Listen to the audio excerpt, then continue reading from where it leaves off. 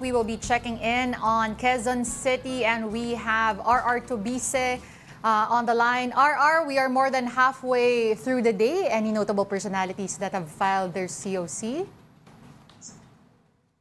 Yes, Denise, successful ang filing ng Certificate of Candidacy ni Mayor Joy Belmonte dito. Kasama niya kanina ang running mate na si incumbent Vice Mayor Gian Soto. Kasama nila ang ama ni Vice Mayor Gian Soto na si Senator Tito Soto na tumatakbo rin ngayon ulit bilang senador. Bago yan, kanina lang ay dumating si Sunny Belmonte Jr., ang ama ni Mayor Joy at dating mayor ng Quezon City na naging House Speaker din.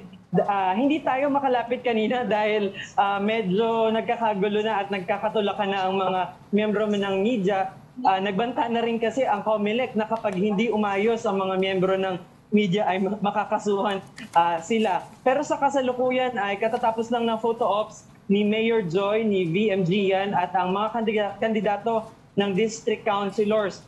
Samantalang hindi pa man formal na nakakapag-file ng Certificate of Candidacy, nakita na rin natin dito ang aktor at ngayon congressman na si Arjo Atayde. Nauna na rin mag-file ng Certificate of Candidacy bilang konsehal ang pamangkin ni Mayor Joy na si Mikey Belmonte sa District 2. Ang aktor na si Alfred Vargas naman, nag-file na rin para sa District 5. Ganon din ang 7 pang re-electionist sa iba't ibang distrito. Kasalukuyan o kaning katatapos lang, nag-file na rin ng COC niya yung artistang si Enzo Pineda bilang councilor sa District 5. So kung mapapansin natin, pinaghahalong mga malalaking pangalan ng showbiz at politics ang mga nag-file ng COC dito sa Quezon City. Talagang ito ang City of Stars, ika nga nila. Sa ngayon wala pang lumulutang na pangalan nakakalaban kay Mayor Joy Belmonte. Sa tingin natin, medyo mahihirapan ang kalaban na sa kanya, lalo na at ito ang ikatlong beses na pagtakbo ni Mayor Joy. Ayon na rin kay Mayor Joy, mukhang wala raw siyang nababalita ang makakalaban niya at masaya raw siya kung ganon. Prioridad niya pa rin ang health and environmental programs. Nang tanungin naman natin si Vice Mayor Gian Soto kung bakit hindi siya tumakbo sa mas mataas na posisyon, ang sabi niya lang, mas kailangan daw siya ngayon sa Quezon City. RR, si Lord, no? Okay, saan exactly yung area ng filing na yan sa Quezon City? At kaparehas din ba dyan ng sistema ng, let's say, sa COMELEC, yung may interview with the media pagkatapos, etc.? Lord, nandito tayo ngayon sa Amoranto Sports Complex dito sa Quezon City. Dito ang filing ng Certificate of Candidacy ng local officials, ng district councilors at ng mga gustong tumakbo bilang mayor at vice mayor.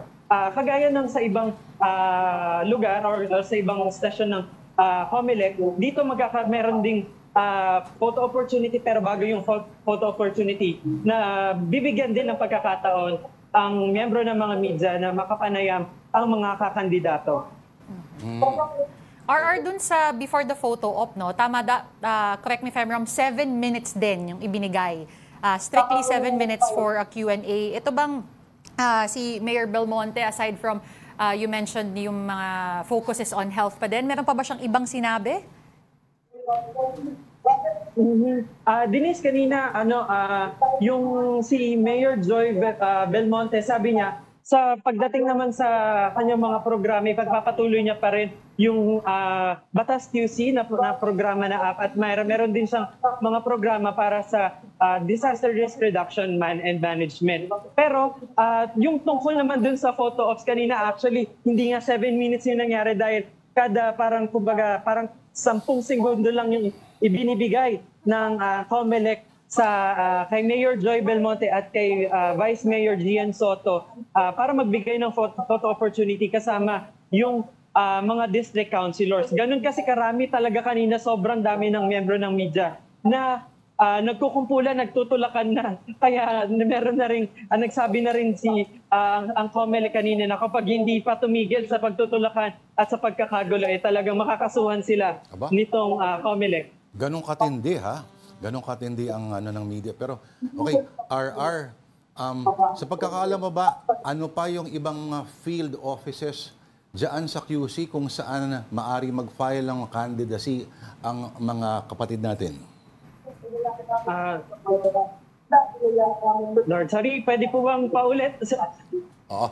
Maliban dyan sa Amoranto, ano pa yung meron pa bang ibang mga field offices dyan sa Quezon City, ang COMELEC, kung saan maaaring mag-file ng COC ang mga kapatid natin? Okay. Lord, dito lang sa Amoranto Sports Complex, magkakaroon ng filing ng Certificate of Candidacy para sa national and local election. It's para sa LGU ng Quezon City. Wala nang iba. Mula yan sa ngayong araw, October 1 hanggang sa October 6. Oo. October 6, take note ha. Baka may ibang mga akala hanggang October 8. Oo. Sige, RR. Ikaw ba mismo saan ka nakatira? Anong syudad ka ba? QC ka rin ba? Yes, Lord, dito rin ako nakatira sa QC. Dito ako nakatira sa Barangay South Triangle. So malapit lang ako dito sa Amoranto Sports Complex. South Triangle, yan yung maraming mga restaurant. Tama? RR? Yes, maraming restaurant, maraming kainan. Nako, mabuti ka pa. Oo.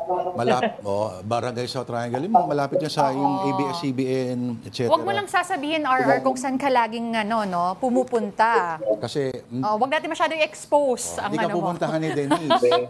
So QC boy ka rin pala. Sino ang councilor dyan sa area mo? At least congressman pala. Second, third district ba yan? Lord, sorry. Oo. Ang South Triangle ba is what district ng Quezon City? Pagkakaalam mo.